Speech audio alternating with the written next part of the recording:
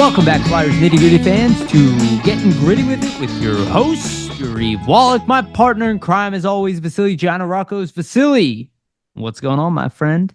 I'm doing really well, Yariv. Obviously, with training camp just ramping up and starting.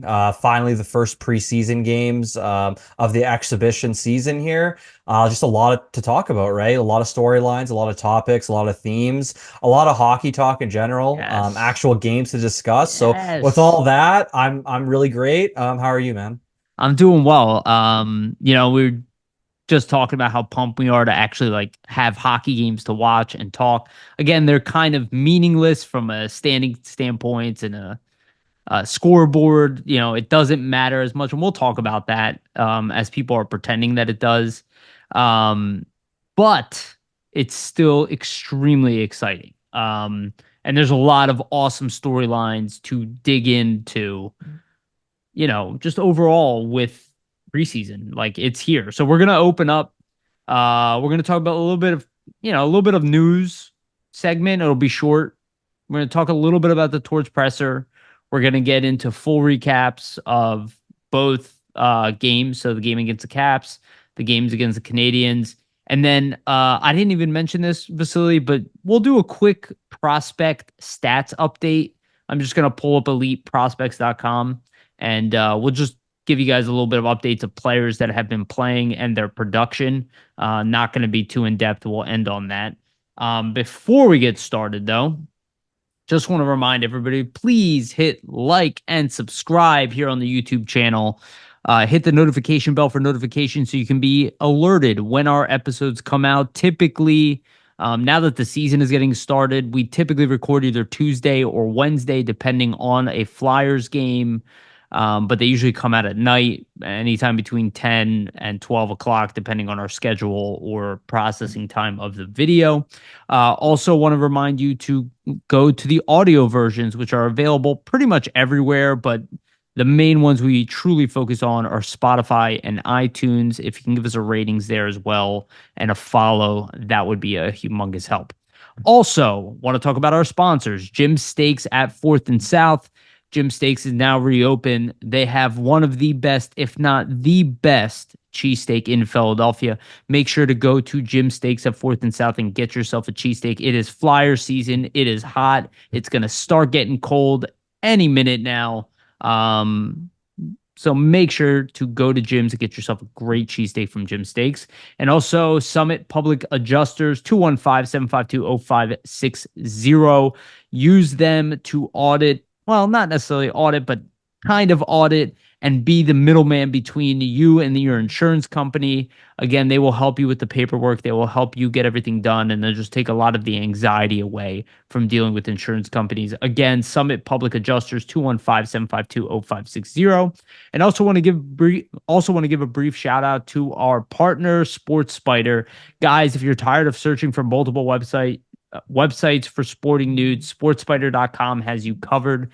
They collect the latest articles, videos, and podcasts from around the web and organize them by your favorite teams. If you want to stay as up to date as possible on our Philadelphia Flyers or the NHL in general, hit the link in the description and check out sportspider.com. Again, the link to SportsSpider is in the description.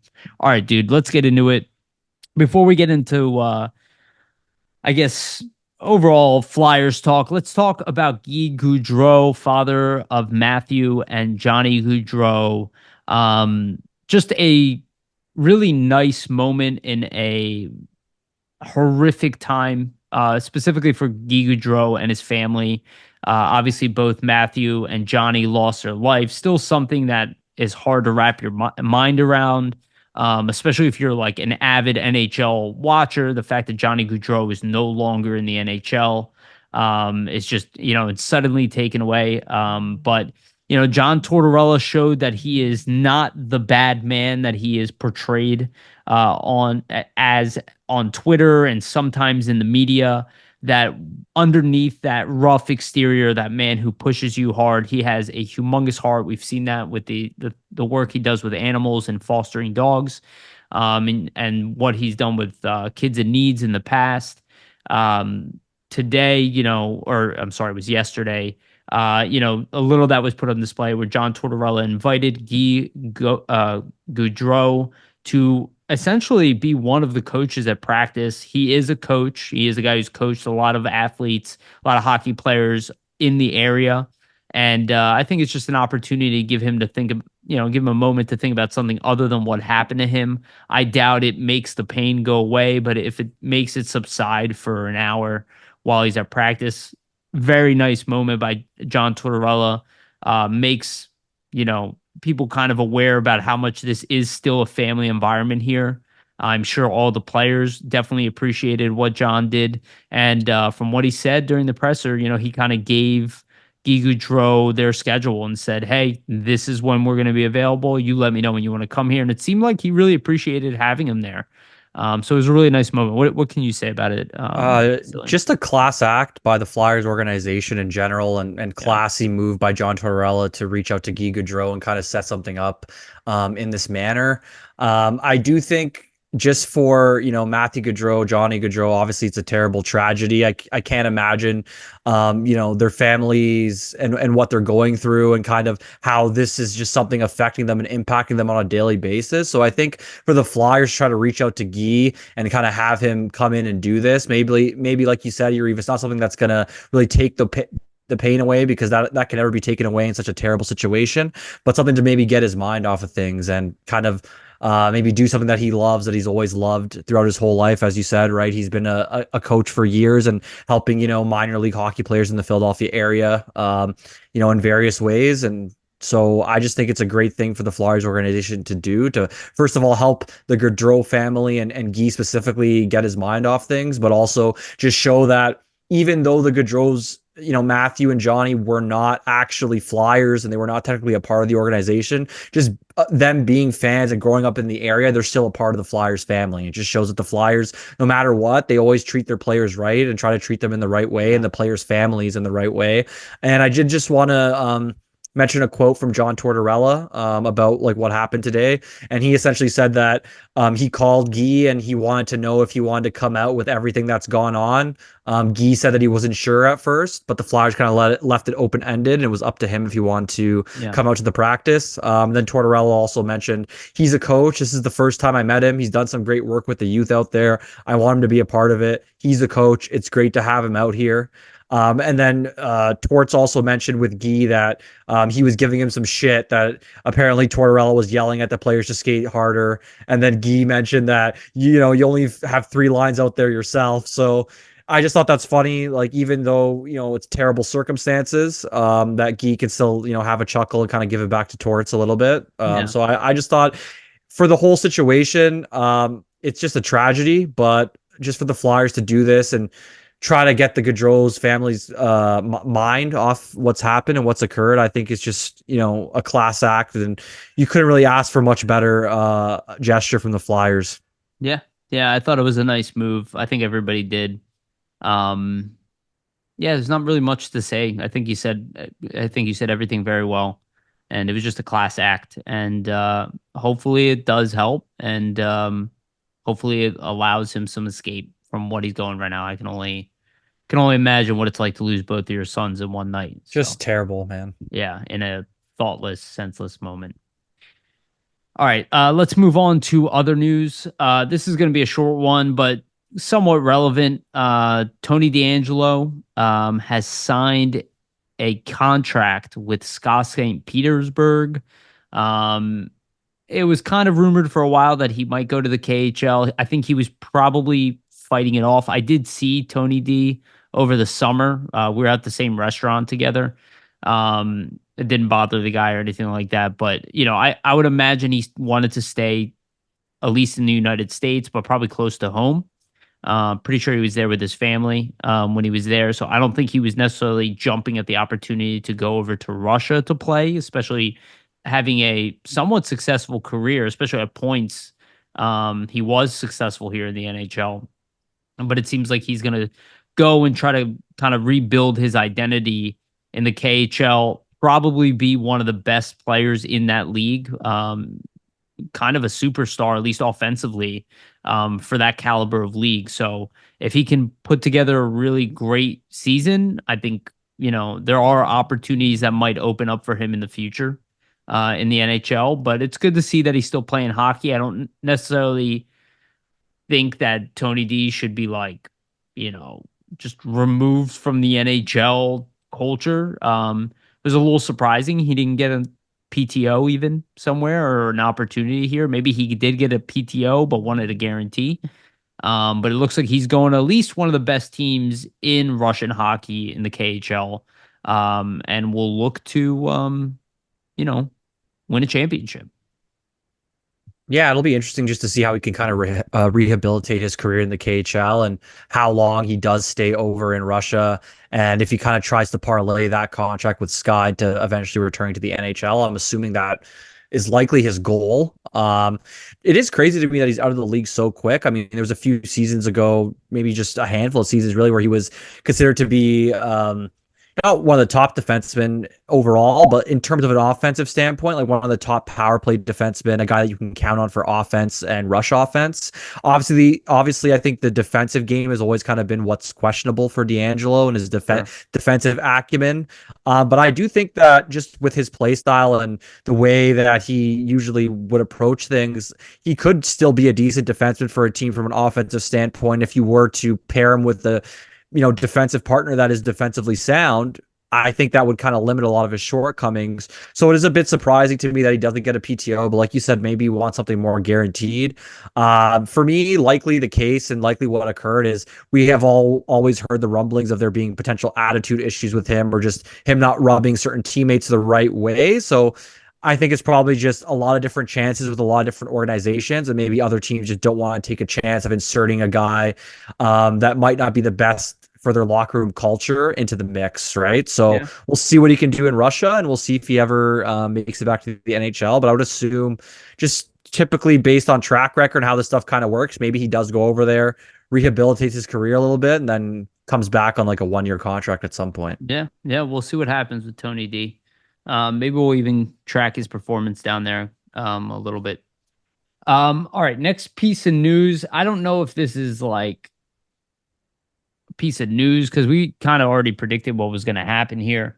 And we've been talking about it for a little bit though. But Ryan Johansson, and you can see this on Puckpedia. I went and actually confirmed it before we started recording. So Ryan Johansson's contract is officially off the books for the Flyers.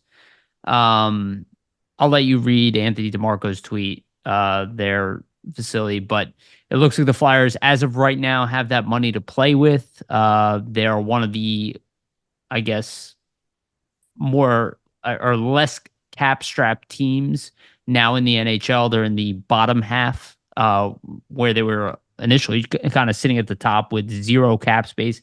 This will allow them to potentially have one or two extra guys where before they were, over the limit and would have to utilize LTIR. So,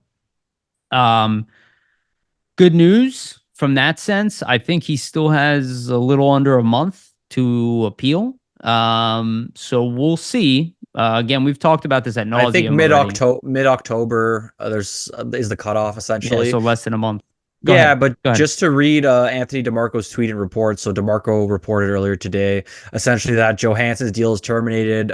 Philadelphia will most likely not use the cap space immediately until an official resolution is in place with Johansson and his camp. There is still an appeal that's expected, and until then, the newly found cap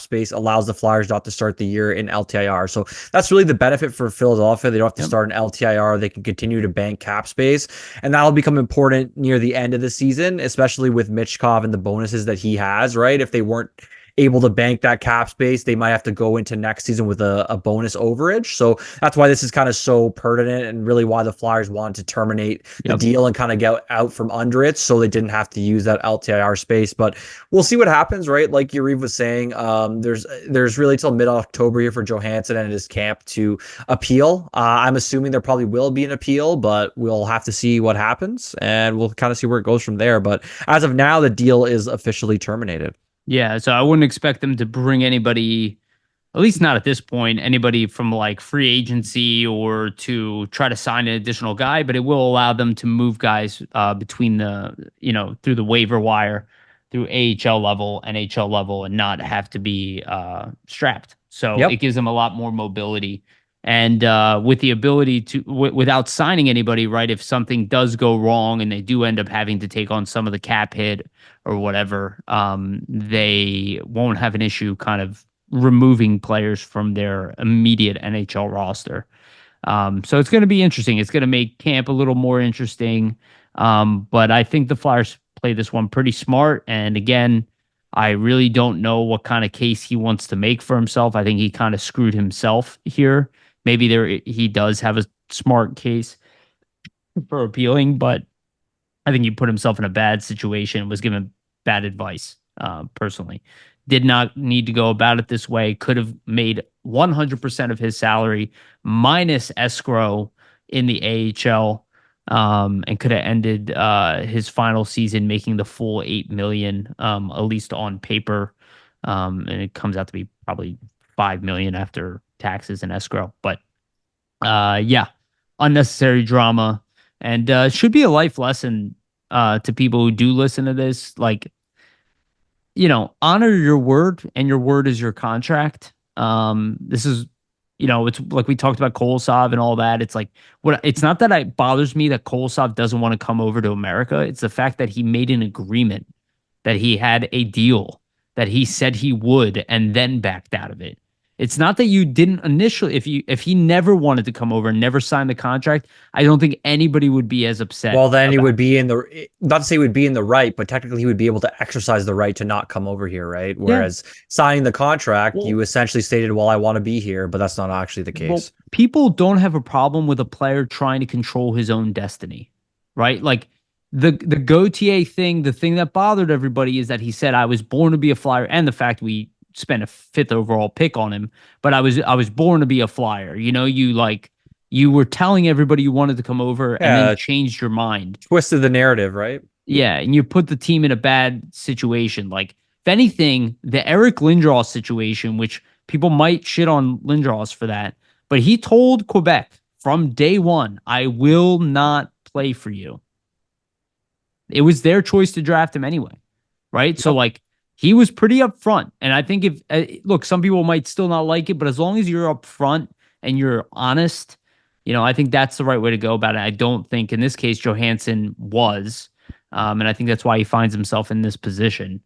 Whether he gets his money or not, or some of it, is beyond the point. It's just, you didn't even need to do any of this. Could have just gone to the minors, collected all your money. You wouldn't have played anyway, and declared your injury afterwards. So, all right. And then our final segment is, we don't need to go too in depth on Torts' presser, though he did have an interesting press conference. There's been a few of them, obviously, with camp rolling.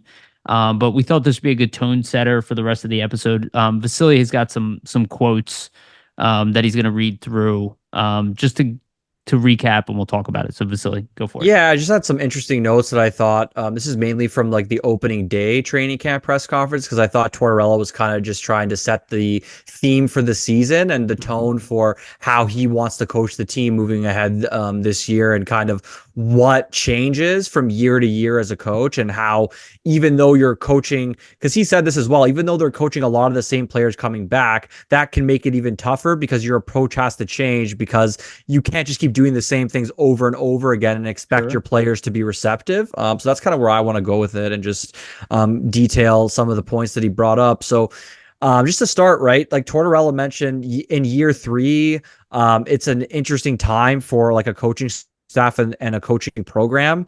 He was basically bringing forth the sentiments that, do players get comfortable with the coaching staff? And then from there, he mentions that that's something that the coaches need to monitor, right? Like how players are reacting to them, how they have to coach them differently, and respect that, these players have improved, and certain things that they might call out, they need to let these players maybe recognize, some of their failures or mistakes for themselves and see if they correct them.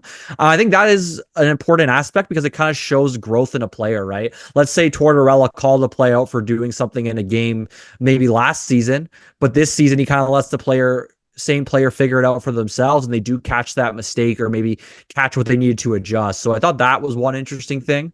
And then the other main thing for me that I kind of grabbed was just the vision of what year three is in his mind, and for the organization and the coaching staff kind of under his tutelage. And he stated that it's about the kids needing to get better, take further steps, and having and continuing to work and just work hard. Players, need to get better, and also, that includes the coaching staff and how they coach and how they need to evolve and teach things in different ways. Because Tortorella did mention that the systems aren't going to change all that much, but it's hammering down those same details of the system and those same principles in different ways, right? Because you have to understand, it's not to say it's like going to school, right? But like, imagine you're going to school and, the teacher's teaching you the same thing from last year. Maybe you're going to get a little bit,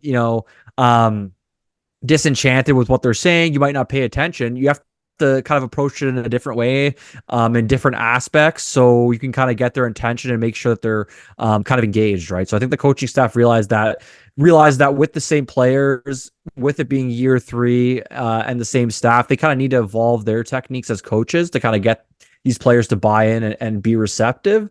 And then the last thing I wanted to mention, and then you can comment your just on all this stuff and what you think, is just about how the Flyers, despite being a top transition team, they really didn't finish all that well based on the metrics, right? They created a ton of chances off the rush, but they actually didn't finish a lot. So I think Tortorella was mentioning that the players need to learn and try to adapt in these situations where, let's say, this rush offense isn't working. How do we kind of teach them to grind it out more?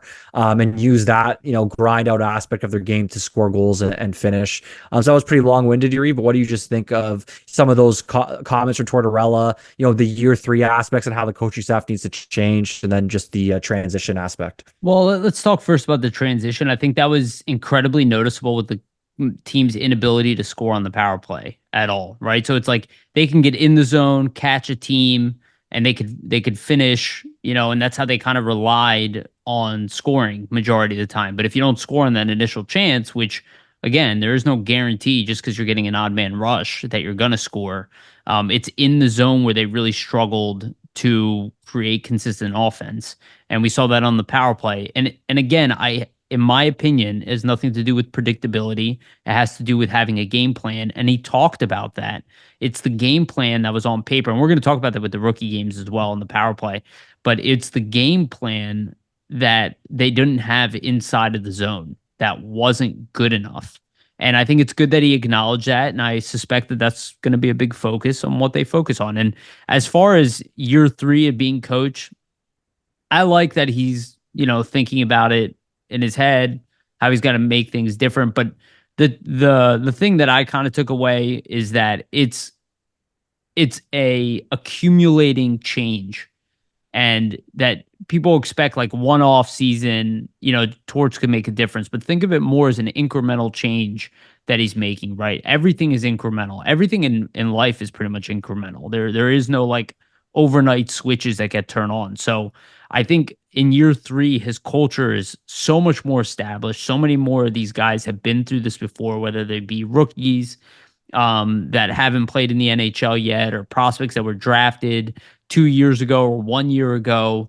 They all kind of have the ability to, they've all evolved because of the way he operates his team. And actually, I was listening to SDPN, Steve Dangle Network's podcast, and they were talking about John Tortorella and the rope. And at first I thought they were going to make fun of it. But all three of them, they did kind of like laugh about the rope video that the Flyers released, but they all, I could tell, were kind of jealous of it. And they said, this is actually really cool. Like, he's really pushing them at the start of camp. He's like, he's setting a mentality that every beer you drink, every night you take off, you will think about that first day at camp and not being ready. He's already laid out that buzzword accountability, where it's kind of becoming more ingrained in these players' mind. And this is what we've talked about since you've been on this podcast, episode 70, right? So what, like 100 almost 200 right, now. 150 episodes ago or whatever, that the culture builds through, throughout the entire system. And this is what John Tortorella, this is the rebuild, which a lot of people think it's just a surface level of adding players. It's about changing the culture to having these guys learn to maximize their own potential. Yeah, it's an And iterative process, right? As we've kind of been yeah, saying, for all these years of us even doing the podcast, but just in terms of year three and kind of to end off the thought, like I do think Tortorella is mentioning these things in a sense that it's year three. I think he's saying that these players at this point, they don't need to self-police themselves, but they're at the point in his program, at the point in his methodologies where, that work ethic's been established. What he wants them to do has been established. So he expects that some of these veteran guys that have been through this for 3 seasons can catch these, little mistakes or catch these little habits or catch these little things in games where, hey, maybe I shouldn't have done it this way. But now I recognize that, and I don't need, the coach to come tell me the mistake I made. I know I made a mistake, and I can yeah, kind of hammer down on that, drill down on that myself, and make the adjustment for next time around. That's the whole purpose of this culture, right? Almost like a self accountability where, a player can look himself in the mirror and say, hey, I didn't have the best game, but I know what I did wrong and I know what I need to do to improve and kind of fix those issues, right? yeah, yeah. No, absolutely. So let's get into the fun stuff beyond the presser, and let's talk about the results, at least here early in the preseason. Training camp obviously is exciting to watch, but the games are what we're all kind of waiting for. And the Flyers finally played some real hockey, not the most meaningful hockey, but meaningful as far as roster positions and setting the tone for the beginning of your season is training camp. And one thing I would like to say, like, people are kind of blowing these games up. Like, one game is making or breaking it for a lot of these guys. It might make or break their ability to make the team in the beginning of the year, but it does not make or break their career or potentially even their season with the Flyers. And just because you see a guy underperform or overperform early in the year, it's important to remember that you're watching one game. You're not there for every practice. You're not there. A lot of these guys might start slow and ramp up later. Give everything you see some grace, because it's easy to get really excited about the good stuff, and it's also really easy to jump on guys because they didn't have a good game. But this is preseason for a reason. A lot of guys are working out kinks. A lot of guys don't come in as ready as other guys. And again, this is Tortorella's mentality. He wants everybody to come in at 100% at the beginning of the season. It's kind of an impossible ask that everybody would do that. But it does set a nice tone. So we did have the first game, and boy, was it awesome. Flyers take the win on that one against the Caps. A pretty diminished Caps team. Like, let's not pretend that we saw the Washington Capitals as a whole. They had, Andrew Costal was out there, their first round pick, who I thought actually was very impressive. He looked In good, it. yeah. Yeah, he looked really good. But they didn't have their, like, you know, desired Exactly. roster on the ice. I think that's like one of the points you're trying to make with the whole preseason kind of comment earlier, Yariv. Like, obviously it's preseason. I think we have to recognize that in certain games, right? Not every single team is going to have their best lineup. So even though the Flyers play well, and we're going to comment on all the things that they did well here, we have to also consider that the Capitals lineup was not even anywhere near close to an NHL lineup or their full roster. So you also have Right. to take that into consideration. And we take that into consideration too with the second game we'll analyze with the Habs, where the Habs have a more NHL established roster as compared to the Flyers.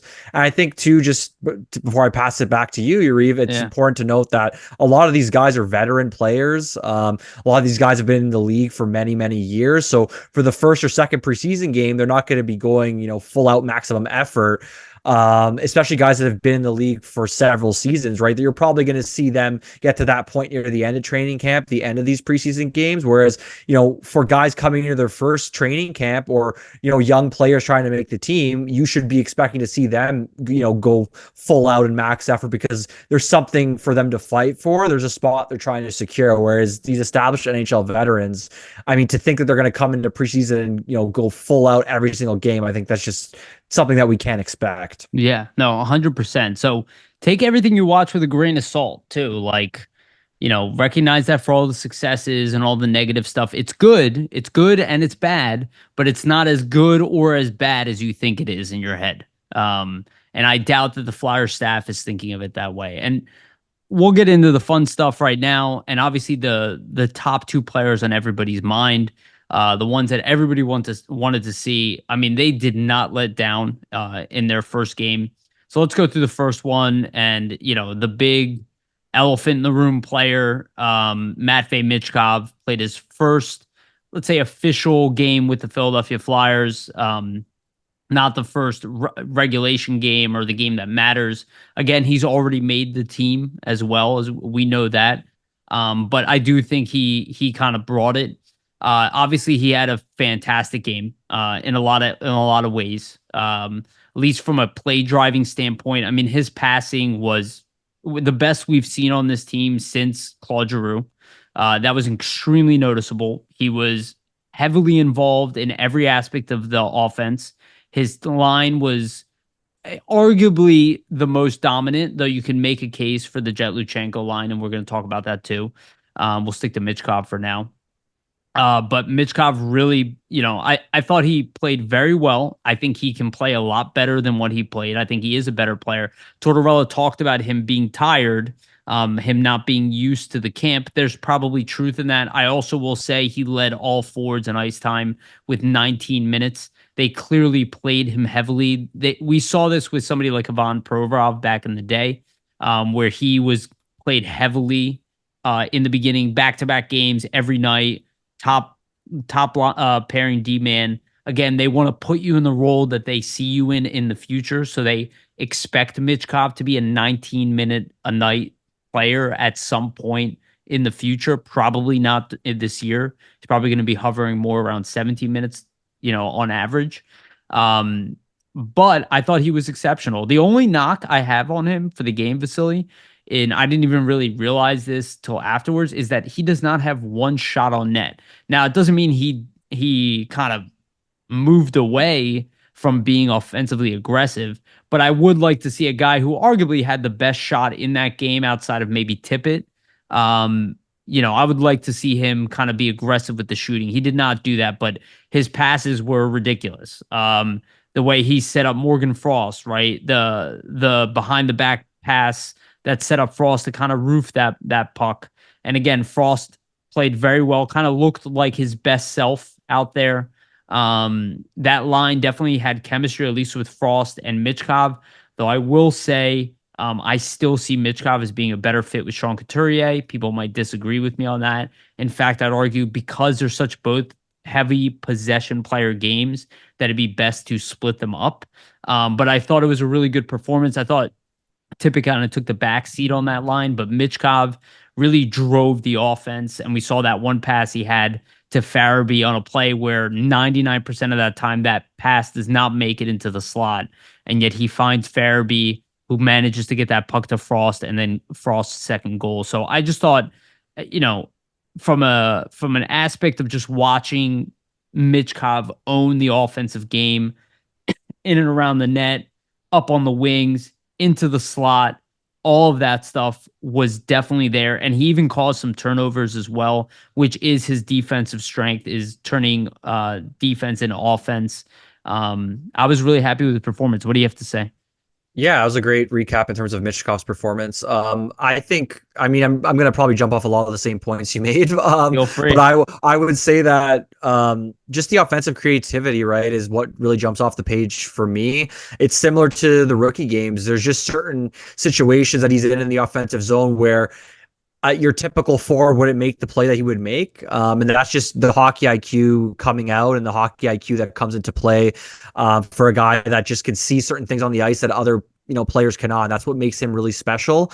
He's able to see certain things on the ice and see where players are going to be even before they get there, right? And that's that anticipation factor. He just knows the areas to go to create offense. He knows where to be to try to create those scoring chances. And typically, in terms of the NHL, it's always around the net, right? And where's Michkov? Where has he been in a lot of that, exhibition game that we saw against the Capitals? Where was he in a lot of the game, that we saw against the Rangers in the rookie game? He's all around the net. And that's continuing to show. So that's obviously a very great thing. He did have 2 assists in his first, exhibition game. So that's huge. And that's a great thing to just see him get on the board and get comfortable offensively. One thing that I will say that's super impressive, and that this comes with, the assists and setting up Farabee, for that second, or not Farabee, Frost for that second power play goal. But he gets that pass to Farabee, like you said, Yariv, that most guys are not going to make 99% of the time or even see that Through pass is available. through the guy on the That's what ice. I mean. But to have the wherewithal to, first of all, notice that Farabee's there, but also, make that pass and execute on it at, age 19. It just shows the skill level, right? And then Farabee obviously gets it to Frost and he gets a second goal. And even the first setup for Frost, where, it was a slick, nifty backhand pass to Frost near the side of the net, where, that could have easily got intercepted, or, if he didn't make that pass quick enough, the opportunity might have not been there. So I think with Michkov, what's really refreshing is he seems to kind of make these plays with the drop of a hat, like the snap of the fingers. Like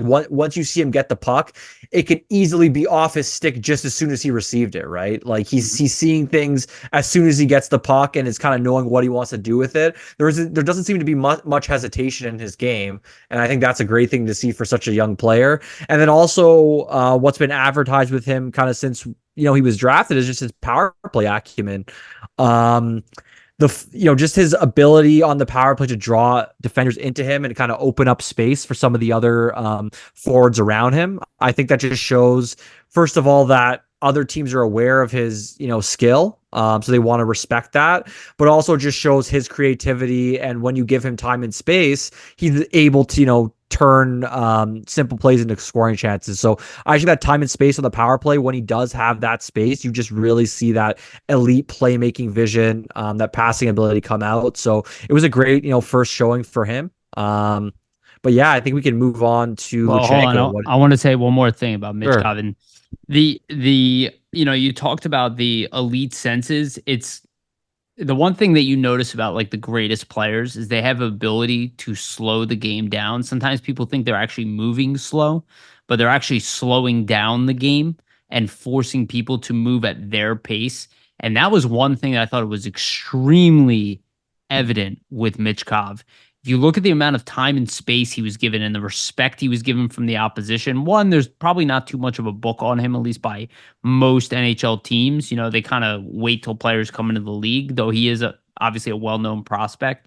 But he kind of made his own time and space and was given respect very early in this game. His deceptiveness with the stick, which obviously how he got that pass to Farabee, kind of hangs on to, and he has this tendency to kind of swing pucks a little bit. It's kind of this weird movement that you don't normally see. Kind of, and he did that with the one Frost play that set up the behind the back play, right? He kind of brought his body in, used his body to protect against the stick, and kind of moved way wide and passed it right up to Frost on the wing.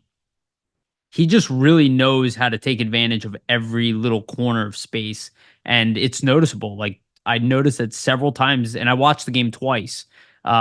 Teams they didn't really know how to attack him. Like if he was around, he's still a rookie, so he's probably a little easier to muscle off the puck than like your average vet.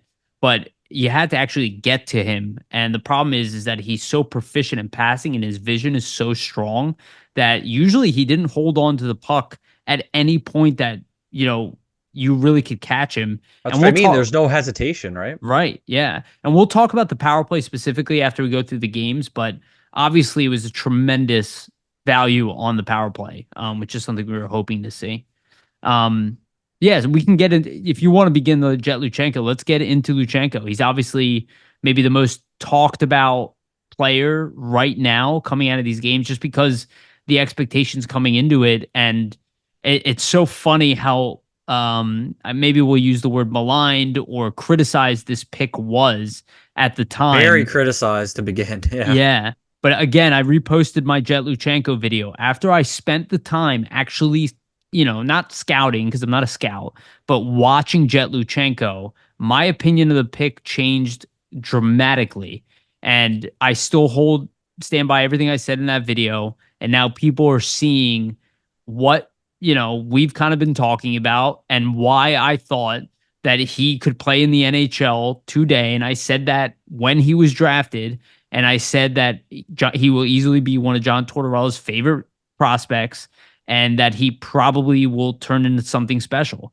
Vasili, go ahead. I'll let you start this time with Luchanko. Yeah, just in this game in general, I just want to mention that I would say like the Luchanko Brink Farabee line was the best line in my opinion for the Flyers, and that's even over the Michkov line. So that just kind of shows the impact and the effectiveness that they had as a whole. Yeah, And that might be due to Farabee and Brink specifically, just because they've played together, so they do have some chemistry there. So sure. there is a bit to build on. But just back to Luchanko specifically. First off, if we just go and look at the statistics, 2 assists, same output as Michkov, which is impressive, to say the least. And I think for Luchanko, I mean, the speed is obviously what jumps off the page for everybody. But it's just as you continue to watch him, and from the rookie game to this game, the little details and just where he needs to be and where he needs to go just pops out to me even more and more. Like there was a great sequence from him specifically early in the first period where the Flyers were forechecking in his line with Farabee and Brink. Were trying to pressure the Caps defenders as they had the puck.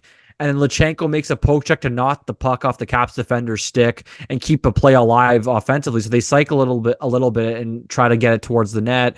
And then essentially the Caps turn it around, basically turn it around to almost an odd man rush. And he back checks all the way from the offensive zone, gets back, catches the Caps player Limoges as he's driving to the net and breaks up a scoring chance. And that just shows like he's having a 200-foot play, in the first period, just essentially start the game like in the first 10 minutes. That is just showing that he's already like immersed in the game and is already having such an impact in just a limited amount of time. It just kind of shows his maturity level, and just his ability to affect the games and impact the game, I think, in all 3 zones. And that's due to his speed, because he can get from the offensive zone and have an impact in that zone and then make it all the way back on a long back check and still get back and have an impact offensively. And I was saying to Yariv offline, we were kind of talk about this play that it's Mike Richards-esque, right, where you'd see Richards fly up and make a check or make a play offensively and then get back on the back check, or vice versa. So I just think that was a really impressive thing for Luchanko. And then too, just the passing ability for him, I thought was really impressive as well. Just to find teammates. A lot of the plays and a lot of the goals that Farabee scored, he did get assists on, but he did have a couple of assists that like set up the actual play like from the neutral zone. So it just shows as a young player that he has the wherewithal and the foresight to kind of set up these plays from a distance and have it turn into a goal. Whereas it doesn't have to be a direct thing, but it doesn't always happen with young players where they put themselves in a position to kind of make that first, correct pass to get the puck into the zone so it even becomes a scoring chance. Sometimes it will mess those things up. So what do you think about Luchanko, Yariv? Yeah, no, very well stated. Look, he was exactly what I thought he was going to be. This is the player that I saw. I already saw a refined NHL game when I saw him playing in Guelph. And it's also important to remember he's a year and a half younger than Matvei Michkov. This Yep. is a very young player. I thought, when we talk about guys like Patrice Bergeron, when we talk about guys like Mike Richards, when we talk about these kind of elite two-way players, he has all those aspects, only he skates as fast as Connor McDavid. When you put that on paper and you look at the fact that the Flyers passed on Zeev Boyum, which again is a great prospect in his own right. I am not going to put down Zeev Boyum or say I would be unhappy if the Flyers took him. But the elements that this kid brings at such a young age, there's a reason why everybody is now talking about he should be with this team. We've already heard John Tortorella kind of hint at it. Charlie O'Connor did a good job pressing him kind of that question, and kind of hinting at the fact that, if he keeps up what he's doing, and we'll talk about that when I'm done, could he make the team? But the ability to read the play in all situations, he never really gets beat. He's always the first man back on the back check when he Really gets there. smart player, right? Yeah, his ability to create a defensive play, then jettison his way up. And if you look at the one shot that he was robbed twice in this game where he absolutely could have scored. Could have, yeah. He had a great setup and got completely robbed. Right. Well, but he essentially made that play in the defensive zone, got the puck out, then sped past both Canadians players, and they could not, they weren't even coming close to catching him. Like Yeah, he no. was gone, and he found himself alone at the side of the net. He was robbed. It was a great save. But or did I say Canadians? But and the Capitals goaltender made a beautiful save. I said Canadians instead of Capitals. It passed both Capitals defensemen, made a great save. It's just his ability to turn defense into offense is tremendous. Let's talk about the elephant in the room. The elephant in the room is, will he be on the Flyers? Look, I get what everybody is saying. Does a part of me want him to make the Flyers? Absolutely. Does he excite me? Is he one of the reasons I want to watch the team? 100%. Do I think that he could play in the NHL today? Yes. But I do also caution this is preseason. It's not it's not the regular season. He just turned 18 years old. And while he clearly has the conditioning, he clearly has the physicality and all that stuff is there. I'm not saying he 100% shouldn't be in the league. But we notice on those brilliant opportunities he did not score either. He was robbed. These are the things where I'm like, man, if we can just be a little patient, admit that we're still in this rebuild and let him cook just a little longer. And Vasili and I have talked about this. Let him get that offensive game going at the OHL level. Let him surpass 100 points the OHL level. Let him carry that mediocre Guelph team and take all of that on his back. He clearly is going to be too good for the OHL. Like that is for sure. He's clearly able to play in the AHL today. I just think even if he does get a chance with the team, it will be no more than 9 games. And I could be wrong about that. Again, this is definitely not 100%. A part of me wants him with the team, but I also say like he needs to be clear cut better than everyone to make that spot. He has to downgrade Lawton, downgrade Paling, downgrade Cates, downgrade even Brink. But guys who are in that bottom 6 right now, he has to really be able to do that for the entirety of a season, and that's a risk if you're going to burn the first year of his contract and potentially hinder his offensive game for the early portion of his career, where if you just give it a little longer and don't be tempted by getting him in the league, what we've seen with Sean Couturier, right? Let Yep. it be the Travis Konechny thing where Konechny came in here, and Jamie brought this up to us on Twitter. Konechny came in here in his first year, and people were like, oh, he should make the team. And the Flyers still sent him back, and he went and dominated juniors. Then he never touched the AHL ice. And, it was, pretty much he is our best Smooth sailing player from there. today. Yeah. Well, he's our best player today. It's like, I think that Jett Luchanko kind of falls in that same space where even if he looks ready, what is probably best is to send him back unless he gets better as preseason goes on and they play him in these 9 games, just say theoretically, and he continues to get better and he's one of the top 9 forwards on the team, clear cut every night. I can see the argument being made, but if he's going to come in here and put up 20 points and play 14 minutes a night, 13 minutes a night, not as tempting. It's best to let him go and play 21 minutes a night in the OHL. Let him go play for Team Canada. Let him earn all those merits, and then come in here where there's no doubt that he is on your team. You're penciling him in the same way we did with Michkov this year, penciling him into the lineup far before the offseason even begins. I just think the Flyers with Luchanko need to be a bit careful in the way they approach this, in the sense that, like you said, Yariv, right? We saw that sequence where he was on the power play and he makes that great play and jettisons up and opens himself up for a scoring chance. But then what essentially happens is he doesn't finish the chance. He doesn't beat the goalie.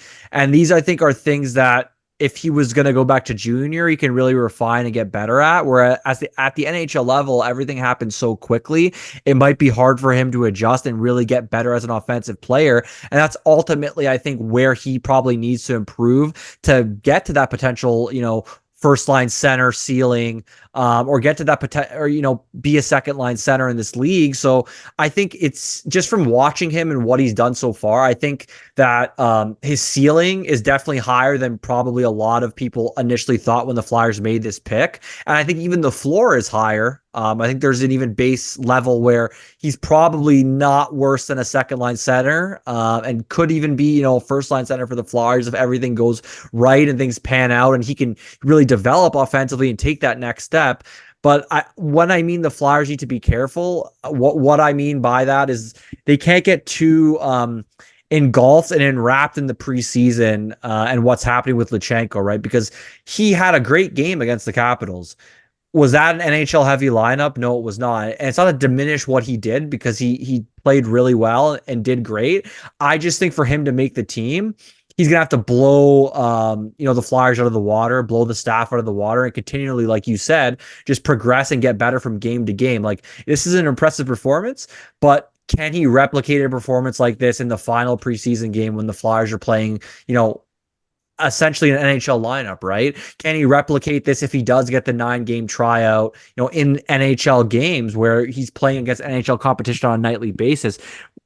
It's yet to be seen. I mean, if he does it, I think the Flyers will potentially give him, that 9-game trial, but I can't see him staying past the 9-game trial unless he's, consistently one of the best players on the team or consistently showing that he's one of the, top forwards, and they have to place him in those top 3 lines every night on a nightly basis, right? So I just think unless he comes in and kind of lights the world on fire here to finish out the preseason and through that 9-game trial where he's just showing on an every night basis that, yeah, he is playing better than Scott Laughton. He is playing better than Ryan Poehling. We need to have him in here at third line center. I just think the potential downside of rushing him isn't worth it, right? Because in the OHL, it's easier for you to refine that offensive game. It's easier for you to, work on certain things that you might need to work on. Whereas the NHL level, the game's so fast, it's going to be hard to implement those new things into his game. And is that something you really want? Like, is it best for his development to rush him, not be able to go back and build up his confidence more and become more of an offensive player and a more, offensively creative player? Whereas let's say you put him in the NHL and he looks real great to start off, but then halfway through the season, he really hits a wall. That could really stunt his growth and development as a whole. And then you really find him maybe 4 or 5 years down the line, not becoming that player you thought he could because you rushed him. So that's where I say the Flyers need to be careful and not fall in love with the first, 5-6 preseason games and 9 games of a trial, because that's not really conducive of what the NHL season is going to be in January, February, or March. Right. Yeah, no, 100%. We've seen NHL players, who have had a few years under their belt struggle in the second half of the year. So it's not just, a young guy like Luchanko. Once the games get harder, the intensity picks up. He might find himself, in a more difficult situation, right, where he might not be able to handle it versus the beginning of the season. So. I will say though, part of me goes like, is he the type of guy who can handle it already? And that is crazy to say to a guy who he can definitely handle the pace. Just turned 18. Like the pace of play with his speed, I think he can definitely handle. Not even that, the grind. That's what I mean, right? Mentally and physically.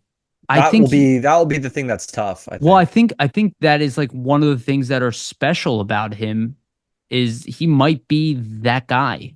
I just don't know if it's worth the risk. And again, we know we're not winning a Stanley Cup this year, right? I'm not saying that the Flyers have zero chance to win the Stanley Cup, but it's slim, right? Like most people listening to this would be like, the Flyers winning the Stanley Cup, impossible, right? That's most people. Put my house on red, Right. We think they're a bubble team, right? But is it worth rushing him in to be a bubble team? That's what I mean, right? Where we're probably we're probably a bubble team anyway. Sorry. Yeah, but I'm saying for long-term success, like it better suits the Flyers to focus on his long-term development so he can contribute to their long-term success versus having him plugged in. And then this season, detriments his development in some way, and he really never becomes that guy you thought he could have been.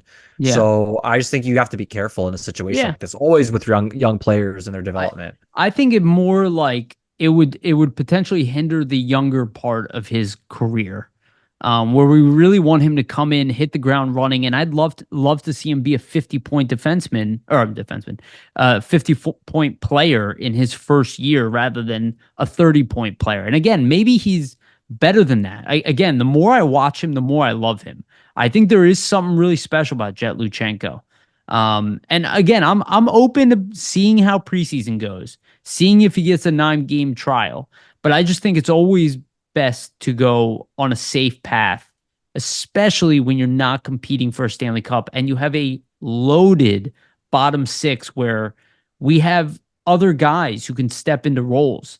Um, and we'll talk about a couple more of them, but I just don't. I just want to see him be like, yeah, there's no doubt. Like this guy is gonna. He's already better than Scott Lawton. He's already better than Cates. He's already better than all these guys. That needs to be 100% obvious. And the fact that he just turned 18, it's just a big warning mark. Though I do say I love how the attitude around Jett Luchanko has changed. By the end, he might end up being one of the best players taken from this draft. And where the Flyers were initially kind of mocked a little bit for passing on Zeev Boyum, they could be praised for it Yeah. down the line. For again, this is what we talked about before the draft. I don't care if they take the player that's the highest rated, they just have to hit. And so far, it looks like a home run You pick. can't judge a draft based on the day of the draft, right? You need to wait and see kind of what unfolds. So I He, think with Luchanko, just the early returns in general look like the pick, I think, is a better pick than what was initially thought, right? yeah, I think he's a skyrocketing stock, and I think it's great that people see how good he is. And look, if he makes the team, I'm going to be excited about it. But I So am am, I, but yeah, I just I'm think it's still not best for reticent. him and the Right. long term, probably for the Flyers. Yeah, we really, and again, we talked about this all summer about follow the money and where their timeline is. Next year is a whole new year that, if you can add Luchenko in on his first year of his ELC, you have Bonk who's potentially ready. And we'll talk about Bonk, right? Like, and then you'll have freed up cap space. You'll have all this stuff. You'll be inching towards where you really want to be. And they have 6 picks in this upcoming draft so far right now. Next year is probably even more important than this year from bringing in young players. Where Michkov, he's just an exception to the rule. This is a guy who potentially could be a top 5 player in the NHL, at least offensively. So if Jet Luchenko could be a top 5 two-way player in the league, that's also a home run. So I don't know. We waited a year on Michkov. I think we can wait a year on Luchenko. All right. Let's just kind of speed roll through the other players. Obviously, we really wanted to dig in Luchenko and Michkov. First one, Spencer Gill. I thought he looked interesting. Played a good amount of time. Made some bad plays. I saw a couple turnovers, but I thought he handled himself well. I mean, he played almost 20 minutes of ice time. He was third amongst defensemen in ice time.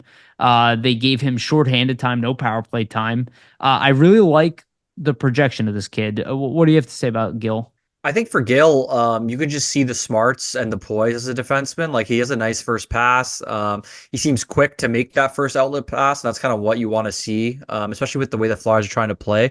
I will say though, like he did seem a little bit overwhelmed, I think, by the Yeah, pace of play. Like there was, like you said, sure. there were some mistakes and turnovers, and that's because he has guys rushing him or forechecking him in a way that he's typically not used to at the level that he's playing, right? And Yeah, that's what I noticed. But I think it's great to get him in these games, and it's great experience for him to kind of take away and learn from as he goes back yeah, to the JHL there. yeah. And I think he obviously is going to get sent back pretty Mm, soon. But I think it's great to give him a taste. He probably built his confidence because he had a good camp for how yeah. young Yeah. he is. Had a good camp, good showing, and showed why he's a second round pick. So I'm actually very happy with Gil. The other player I want to talk about, Joel Farabee. I've been kind of praising Joel Farabee since the day he got drafted. Again, had an exceptional first half of the year last year, especially around the holidays. He had, by the metrics, top 5 player in the league, zero power play success on this team. He was near a point per game for a while, at least point 0.8, or like 80% of the games he was putting up points. He was lights out. And I gotta say, man, coming out, having a goal, an awesome in the slot power play goal, 3 assists, 7 shots, +2, played 16 and a half minutes of ice time. He had 2 takeaways. He He's a just looked, beast. yeah, he was a beast in this game. And again, he was my breakout player of the year, guy who I expect to take what he did in the first half of last year and stretch it out through the whole season and potentially hit a 60, 70 point pace. I could see a 70-point pace if he plays the way he played in that first half of the year, and he can stretch it to all season long this year. I think Joel Farabee and all the trade rumors will be far behind us. I would say already are after that first game. Yeah, literally just hitting the ground running, right?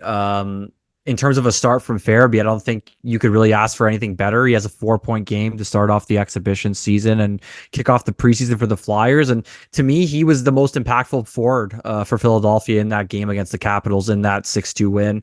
He was basically at the center of all their offense, I would say, whether it was on the power play or even kind of to start the game. That whole line, right? Like Luchanko, Farabee, Brink, and much in due to Farabee's play, was the most impactful line. He had a huge part of why, right? He was just driving the offense in transition, just a lot of slick passes. Like on Brink's second goal, like him getting into the offensive zone, dropping the puck back to Luchanko sending it over to Brink. Just, a great play all around. I think for Farabee, what I noticed mainly is just he looks faster, first of all. He looks stronger. Like you can see that he put weight on. Yes. And I think in terms of the way he creates offense, like he's a guy that is a great forechecker and typically can like get to pucks first and kind of win board battles. But I think in the past, just with his size, maybe he was a guy that could get worn down. I think the extra size and the weight that he's added is really going to help him have a more complete and a full season where instead of, being such a great player for the first half and dropping off, that extra weight's going to let him kind of continue that throughout the whole season and kind of get into being that breakout player that you kind of projected and predicted, Yariv. So I think for Farabee, really stood out for me, especially like on the board battles, just winning puck battles, and then also just being in the right spots, right? Like a lot of chemistry with Brink off the bat. I don't know if those two are going to start to, the season together on the same line, but with the way they started off, I really wouldn't be surprised if that's the case, because they were kind of going back and forth to each other throughout the game. And we saw some of that last season too with the way they played. Yeah, actually, I wouldn't be surprised if Farabee ends up being the top line left wing Could be, to, yeah. to start the season. And I also wouldn't be surprised if they decide to put Farabee with Michkov at some point too, just because, I don't know how much chemistry that Frost Tippett line actually has. Maybe I think it was more just skill dominance than it was chemistry. Yeah. Where I thought the third line was more chemistry. Agreed. As a unit, and I thought the top line was just like they're all the best players in the game, and it shows, right? 8 points for that line of Farabee, Luchanko, and Brink. So yeah, and probably made Luchanko look good too. The other player, Morgan Frost, obviously looked like the best version of Morgan Frost. Again, it's preseason, but really good with the puck. Obviously, was very assertive in all elements of the game. Did a good job working with Michkov. They definitely have some chemistry. I'm not going to say they have none. They definitely have chemistry. The two of them. I don't think so much Tippett did have chemistry. He more just like you saw a shootout goal. He was just like walked in and just ripped it. Yeah. I don't know if he's that concerned with game one of preseason. I think he might be an example because I'm not sure what he has to prove. So much. He's ramping it up in a sense, right? Yeah. Where Frost kind of does have something to prove a little bit, especially with like he knows the perception of what's going on. Everything that happened with Tortorella. Right, years, exactly. Right? So, he's gonna, let's be honest. I mean, he's gonna be a top 6 center on this team to start the season.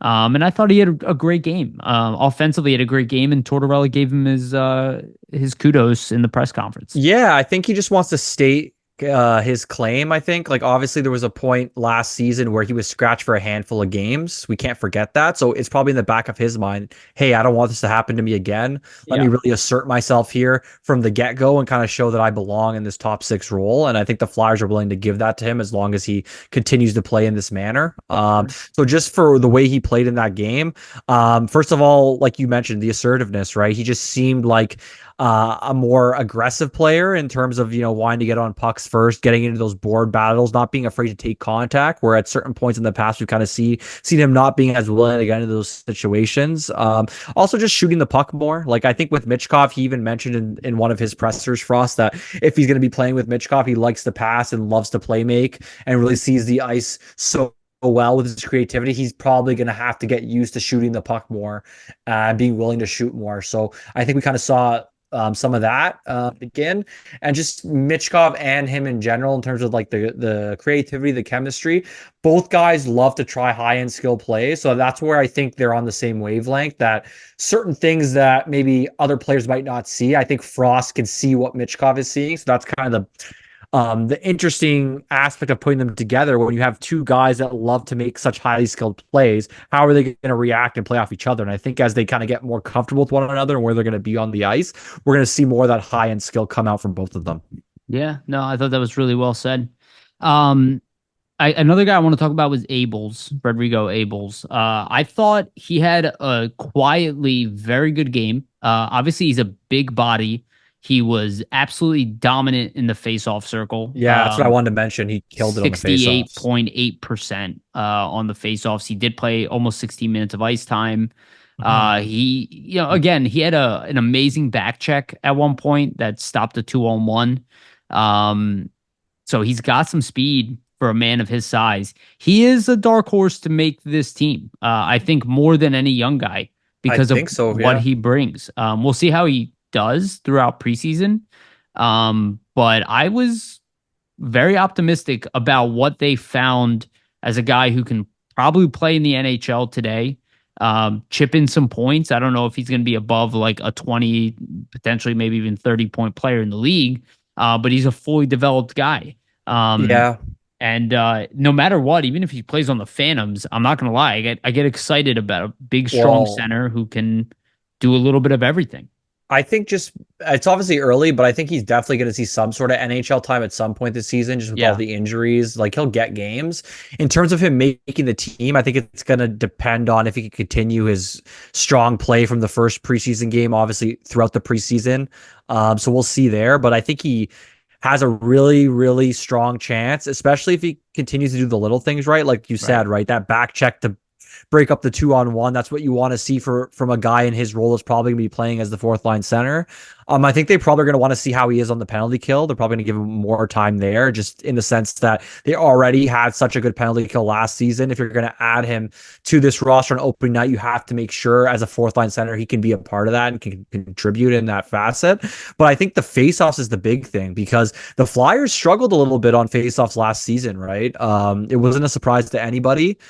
So I think if he's the guy that can come in and, be a 60% faceoff guy on a nightly basis as a fourth line center, play on the penalty kill and he's sound defensively and has a little bit of speed and size to his game too. Like that's an intriguing package as a fourth line center. Like Yeah, faceoffs are something that are really, I think, underblown, in the sense that it's so important in the overall especially game and kind of defensive.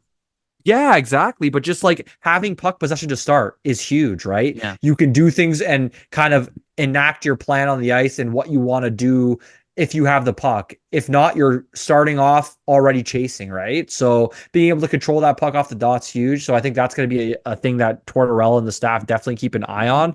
But I wouldn't be surprised honestly if he makes the team and does have a spot. I think he's just going to have to continue what he did in that first preseason game and kind of show it and show the consistency throughout the preseason here. Yeah, no, absolutely.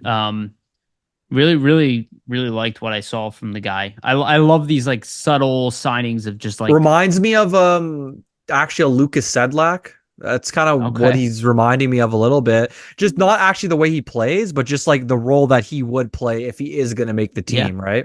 And let's be honest, we could use the face-off help. So he's a Yeah. guy I could see like, and again, I don't want to talk down on Delorier, but when I see the on ice play, that's a guy that I see more valuable than a guy who fights every now and then. It's a guy who Yeah. can play center and is Win big and faceoffs, strong play and penalty kill. yeah, Exactly. A yeah, lot of different do it all. aspects. So we'll see what happens with him. He's a guy I wouldn't be surprised is on this roster to start the beginning of the season. So next let's talk about we can talk about him as a pairing, but obviously let's talk about the other big standout in this game, Jamie Drysdale. This version of Jamie Drysdale, look, we saw some flashes of Drysdale at times, especially when he first came over here, but wow. Can Not only did he look better on his skates, like absolute phenomenal skating. Like he is a special, special skater, and like not just pure speed, which he does have. He's also very fast, but the lateral movements, the skating across the blue line. He ran the Flyers offense from the back end in this game. He was the clear cut number one defender in this game. He played all aspects of the game, power play and penalty kill. Um, had 4 minutes of shorthanded time and almost 4 minutes of power play time. He looked phenomenal. Yeah. I'm really excited, especially after the surgery. I expected him to come out slow, and it does not look to be the case. It looks like he's actually healthy for the See, first time in a while. yeah, so this is why I was kind of so excited that he got the surgery in April, Yeah, because you have to think, right? Like to this point from April, it's almost been 5, 6 months. So when we saw like some of these other guys who had similar surgeries, they didn't necessarily get it so early, and then they come into the season, they look a little bit slower. So I've even kind of mentioned this in our past episodes. Like I said, hey, like sure, we have to be reticent that maybe the surgery affects him, he comes out really slow, but just with the Flyers were so proactive to get it done early that it gave him the time to recover already, right? It gave him the time to kind of have a normal offseason. Well, not normal, like not fully normal, but at least some time to train and get bigger. And we obviously saw that he added a lot of weight, almost like 15, 20 pounds onto his frame. So that's going to help in terms of crazy. the board battles and just the defensive acumen. But even with the speed and the strength, right? Like, your speed as a skater is all tied into your leg strength. So I'm sure that plays a factor. But for him in this game, like he looked just a ton quicker than he did last season to me. That's rushing the puck up the ice. When he was activating in the offensive zone and pinching to keep plays alive, he looked a lot quicker getting to those pucks. And that's really something that's intriguing because if he's getting to those pucks quicker to keep them in at those blue line pinches and things like that, has that open up the offense for even more chances and even to create more, right? So that's such an intriguing part of his game I think they're going to be able to unlock this season. And there was one play in particular that really stood out to me where he pinched in to kind of keep the puck in, and then he skates all the way back. I'm sure everybody's seen it. And, just the lateral movement and quickness, but also the wherewithal to, take his skates out of the offensive zone, but still keep the puck on side. I just thought, he's using all the offensive zone to his ability and just shows how he can use that skating ability to, help drive offense for the Flyers. And I think it's just refreshing to see that he was able to have that surgery and just he seems so much more freer in terms of his skating, whereas last season he looked kind of a little hindered, a little locked up. I don't think the Flyers. I cannot remember a time where the Flyers had a defenseman that moved like this, and he might end up being. I talked about Farabee as Maybe being a breakout Desjardins. player. Yeah, Desjardins comes to mind. yeah. Like the last time is Desjardins, though. I don't know if Desjardins was as fast, but he was a No. obviously very smooth skater. But yeah, like in a lot of ways, he is like Desjardins-esque. So we'll see what kind of impact he has this year. But for sure, from what we see from Drysdale and Mitchkov, this power play can at least be more dangerous.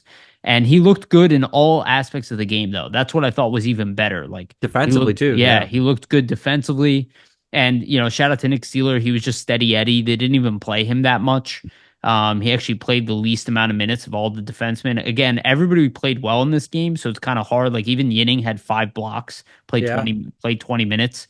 I thought Helge Grans had his best performance ever. Also, I thought He was noticeable. Yeah. yeah, Andre was good. So all the defensemen played well, and I thought Sealer just he was just there, and it looks like that pairing might work for this season, and that's Well, what let we're kind Sealer of worry hoping. about the defensive aspects, obviously, and Drysdale's kind of your guy who's going to break the The puck out of the Rover, zone, be the rover, be that offensive kind of weapon from the back end, right? yeah, One guy too I wanted to bring up, Yariv, obviously, Bobby Brink. yeah. Let's talk Yeah, about Brink. yeah, he had a big game. I think he's kind of the forgotten man here. Well, I it think was before the game for yeah, sure. exactly, right. In a sense that everybody's looking to all these other players, but kind of Brink's almost the odd man out, and no one's really focusing on him. But he comes in and arguably looked, I mean, maybe just as good as Farabee. I think other than Farabee, he's probably the second best player in this game for the Flyers. Gets 2 goals, 2 backhand goals, which is interesting just to see him go to the backhand so much. But I thought from the first game and even the second game, because he played back to back as well, that he just looks a lot quicker to me. And I think that was always a knock on Brink, right? Was his skating. And I think that we're seeing that improve. And I think if he can kind of utilize more of that quickness and kind of get more of those open areas, you're going to see that skill come out a little bit more. But he looked a lot quicker to me and just more confident in the sense that he wasn't afraid to cut to the middle of the ice and kind of make that move. When Farabee set him up for the second goal, he wasn't afraid to kind of take charge and be more assertive. And I think that's what they want from Brink. Despite his size, he can't be a perimeter player if he's going to be effective, right? He needs to get to those dirty areas and kind of get to the middle of the ice and show his skill from there. Yeah, no, absolutely. And so Brink and Lixell were both given back-to-back games. Lixell, I thought, played. He had his ups and downs. He didn't have a great game, but he did score a beautiful goal. With him, it's more of that he had a really great end of last season. So I saw people kind of jumping on him. The team is not going to give up on him because he made some mistakes in one game. He still had a great showing last year. So that's why, they're trying to see what they have in him. He's kind of in make or break a little bit. Bobby Brink, I was not ignoring him. I saw a lot of people saying like question marks where they made the team. I didn't think there was a question. I thought if he played a full year with the Flyers last year and he was the only rookie and no Forrester, everybody would have been talking about him. Again, he had a good rookie year. He's a year older now. I thought he came in, kind of in better shape this year. He looks a little bit quicker, a little bit stronger. And this is, again, that incremental growth is definitely showing. The next game, the whole team played pretty poorly, at least, especially in the second half of the game. But, I thought he really came out, showed off his skill, which is his ability to stick handle. He scored beautiful backhander down the middle. He looks like he's too good for the AHL for sure now. So I imagine he's going to be playing third line right wing for the Flyers to start the season. You cannot, obviously had a great performance. I think the Flyers recognized it too. Just the consistency he needs to work on and his ability to still forecheck a little bit, though he did get better at it. And but we're going to see more of it. That's why I think the Flyers put him in the back-to-back game. To your point, Yariv, I think they want to see how can he handle the grind of going back to back. Is he consistent in that back to back game? I think these are all things they want to see too, right? Him up that consistency level. And also Noah Cates, I saw people kind of saying he didn't do much. Pretty interesting from a guy who played 18 minutes, 1 assist, +1, two hits.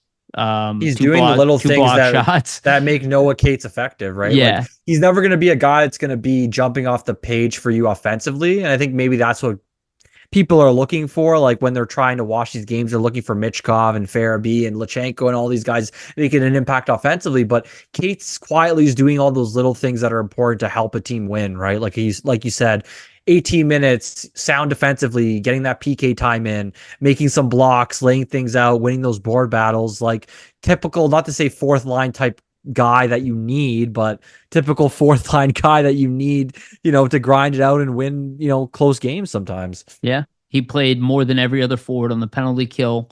Also had almost 2 minutes of ice time on the power play. Mm-hmm. I do not see the Flyers not playing him in the top 12. I'll say that right now. For all these people who think that Delorier is going to jump in for Cates, I cannot see that happening. This is also why I don't believe Jett Luchanko is going to be on the team. There's too many guys who are competent, and even like Jett Luchanko would definitely help the penalty kill, but we had a top 5 penalty kill in the league last year, right? And we have so many good penalty killers on the team. Cates is one of them, and he's also not old. I'm very curious to see how he evolved throughout the year. I don't think you can judge his game just off of one game, too. We're not really sure where he's going to end up this year. So I was happy with Cates' performance. I think he has a lot more in him, but also I think we probably just want to see more offense, right? That's what the Flyers like to see more of. I mean, one of the goals happened directly because of the play that he made, which is why he got the assist on it. I mean, he made the play in the offensive zone. He's a very tough player to play against. Tough to knock off the puck, wins a lot of board battles. That's invaluable, right? So and there's no risk of playing him in the NHL with somebody like Luchanko. This is, again, like managing contracts, managing personalities, managing people. It's a very different development. The team doesn't think about the players the way the internet does, where they go, well, get rid of this toy and give me another toy. Like, I get it. It's exciting to all of us. But again, guys like Noah Cates are invaluable. At the very least, it is going to be a valuable trade asset at some point if we decide to get rid of him. But I would much rather see what Cates really has to offer this year, especially because he's not coming in injured. At least, getting injured in the beginning of the season, we lost him for an extended period of time. It took a while for him to get back. So I'm excited to see what Cates brings. All right, let's talk about the goaltending and then we'll talk about the Canadians game. So Ivan Fedotov got his first game of the season. I thought one of the goals, the Miroshchenko goal, was savable. The other one definitely was not. It was a double deflection. Yeah, I no thought he goalie looked saving that. steady. I'm hearing that a lot of people said that he didn't look good in net. I don't know what they're talking Yeah, about. I don't know I about thought he that. I thought he did look good. I don't think he looked great, but I thought he looked good. I want to see him evolve more. Obviously, his size is an immense asset. But I thought he did a good job just being steady in the game. I think he can probably play better than he did. But I'm interested to see more. Honestly, we only Yeah. saw him for 2 periods, so I mean, he didn't stand on his head or have like didn't have to. amazing performance or anything, but that's what I mean, right? He didn't have to. I think if you get this type of performance from Ivan Fedotov consistently, where he's letting in 2 to 3 goals a night, that's ultimately what you want. That's ultimately what you want from any of your goalies, right? If your Right. goalies are letting in 2 to 3 goals a night, that means they played a good game, and there's nothing wrong with that. I would say, at least for me, I thought he was really solid in the down low shots, like in terms of lateral movements down low, getting to pucks when they were on the ice, almost unflappable. I think for him, maybe what might be tougher is, let's say, when he's so big, right? When he gets into that kind of butterfly position to try to, come out and challenge a shooter, is he going to be able to come up super quickly and get back up and make those saves for those up high shots? And that's kind of what we see with the The Miroshchenko. Miroshnichenko goal. Miroshchenko. Yeah. Miroshnichenko, however you say his name, but that's what I mean, right? Like, that goal is short side. You also have to factor in, like, once again, this is really going to be his first full NHL season. Some of the angles, he's still probably getting used to where he needs to position himself to kind of cut off that short side angle so he doesn't let that goal in blocker side up high. So I think this is what preseason is for, right? For him to work the kinks out. I thought it was a good showing. Hopefully we see him even improve and kind of get better with those angles, with those types of goals that Miro Yeah. Shevchenko scored on him, Yeah. in that Capitals game. But I nothing, to complain about for me for Fedotov. I Yeah, thought he and looked and good. and remember, Erson didn't come in here lights out to start the season last year. He got better during the season as he Hmm. evolved. So I'm also curious to see what happens with Fedotov as he gets more comfortable. And let's talk about the other goaltender, Carson Bjarnason, who, as of today, he was the first Flyers cut, expectedly so, was sent back to Brandon. Obviously, is too young to play in the AHL right now. Otherwise, probably would be the other AHL goalie, and we'll talk about the other guys in a little bit. But Carson Bjarnason, I felt looked really good. I mean, his evolution from the last season to this season is dramatic. When we did our prospect pyramid, I put him as a potential 1B. I said he could end up being a 1A type of goalie. I don't know if he's ever going to be a star goalie. I'm not sure, but he's evolving so quickly Yeah. that I'm very curious to see what happens this season. And again, he's going to be one of Canada's top goaltenders, so we expect him to start for Team Canada. And he looks like he's a guy who's learned a lot and physically evolved a lot. So has all the raw tools to be a starting goalie. And as his game evolves, he's going to be a long-term project. You probably won't see him in the NHL for what, let's say 2, 3 more years. Probably Yeah. won't get NHL time. But I'm very curious to see how he comes into camp next year, just how dramatic the performance was from year one to year two. And overall, obviously, he didn't give up a goal on how many shots was it? Sorry. 9 shots, no goals given up. So again, held his own and made some nice saves. Looked a little awkward at times. Made a couple, one awkward save I can really think of, but still made the save. So I thought he did a really good job being so young. Yeah, I thought for Bjarnason, he looked good coming in for the little bit of time that he, got to play in the game, the one period. For me, it's just the technique and kind of the fluidness of his motions. Yeah, He is covering the net, really efficiently without having to move a bunch, right? And that's kind of the showings of a confident goalie and a goalie that's confident in his technique. I would say he looked Carter Hart-esque in a sense. I noticed that was funny because they said that he modeled his game after Carey Price during the broadcast, and we all know that Carter Hart modeled his game after Carey Price as well. So I thought that was an interesting tidbit to kind of add in. But I thought, Bjarnason's been pretty impressive over this, training camp so far. Obviously, they send him back to Brandon. That was announced, yesterday as everybody listens to this today. Not surprising. I think the thing for Bjarnason is going to be go back to Brandon, try to have it like a statistical season that's better than his past few seasons because he hasn't looked the best statistically.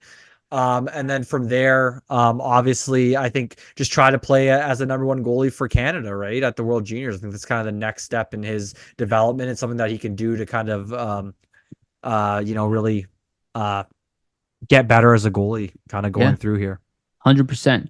So let's take a quick pause. Just want to remind everybody, please like and subscribe to the YouTube channel. Hit the notification bell for notifications. Follow us on iTunes and Spotify for the audio version, and give us a follow and a rating there as well. The best way to support our podcast is by giving us likes and subscriptions and ratings and follows. So we'd really appreciate it if you do. All right, now let's get into some bad. The Flyers got their, I want to say they got their butts kicked, but it was really because of the third period where it all fell apart. But the Flyers lost to the Canadians 5-0 in the next night with a pretty much completely different crew outside of Lixell and Brink. Well, let's start off with the goaltenders since we ended with the goaltenders here. We can talk about in comparison. So Etu Makaniemi made his first start for the Flyers. He's still in a PTO. Overall, gave up one goal, but looked really solid. I thought he is a nice fit for the fact that Kolosov is not here. Again, this is a guy who had potential, was a former third-round pick, apparently dealt with some injury history as well. Maybe that's the reason he kind of fell off. Looks healthy. Thought he had a strong game. I'll let the goalie give you a better analysis. What did you think about Makaniemi? Well, Makaniemi for me, I thought he had a really strong showing. I think it was most impressive that to start the game, the Habs were really laying it on thick. They were getting a couple of good chances. Like he made a really nice cross ice save on Patrick Laine, saved a breakaway. So he didn't seem phased, even though, he knows himself that he has to have a big showing here, obviously, to earn a contract. And to start off, with a new team, new defenseman playing in front of him, just to start off with those big saves. I thought it was great. He looked really poised, looked really calm in the net, and he's also a really big goaltender. I'm not sure exactly the size. Maybe Let me look it up. I yeah, think he's maybe you can 6'4". check it out, Yariv. But he just seems really big. Covers a lot of the net, and hey, that's a benefit as a goalie, right? Like you can't teach size, being able to cover the net. 6'2". Obviously, yeah, but still, he looks bigger than that to me.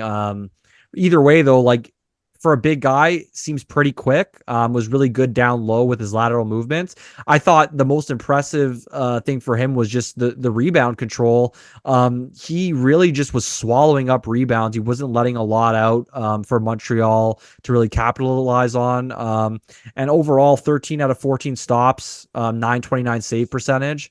I thought that's just probably the best you could ask for in a guy that hasn't been in the system, a guy you're bringing on a PTO, needs to kind of show that he is worthy of a contract here. And so far, he impressed me. What do you think, Yariv, about Makaniemi? Yeah, no, I thought he was impressive. I said he's a third-round pick. He was a fourth-round pick for the Carolina Hurricanes. I need to double-check that. Yeah, no, I was definitely happy with a PTO guy for a team that lost their number 3 goaltender. I thought he looked like the guy who's probably going to start for the Phantoms this year. If he continues to do what he's doing, I suspect he's going to get probably a 1-year deal here from the Flyers to be the number 3 in our system. Which I guess kind of moves me to the next topic, and that's Cal Peterson. So I will say I watched the game twice. If you watch a lot of those goals, they were very difficult saves for Cal Peterson to make. But he got completely ripped apart. If you look at McAniemi's goal, Ronnie Adder kind of gave that puck up in the worst possible spot, essentially a 2-on-0. Yeah, the odd So man rush is kind yeah, of what lets him score there. right. So That's like, okay, understand why you didn't save that shot. Cal Peterson's case, they were tough saves, some of them, but he didn't make many saves. He had another one of those kind of fall apart games. I don't think that that's him entirely. Like, I don't think he has no AHL performances, but after looking at that, like the Flyers have to be so hesitant to call this guy up to the NHL yeah, level. He clearly did not play well, and I would argue that that things kind of fell off the rails because of his inability to make a big save in any of those moments. Um, and again, the Flyers had a disallowed goal, and I do want to talk about Coots. I didn't have him on here, but we'll talk about Coots too.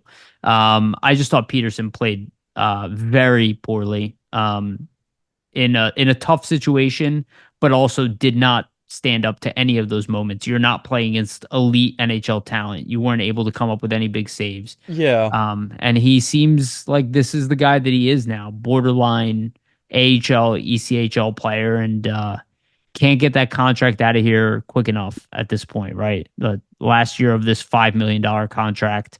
And then the Flyers can hopefully get Kolosov in here still.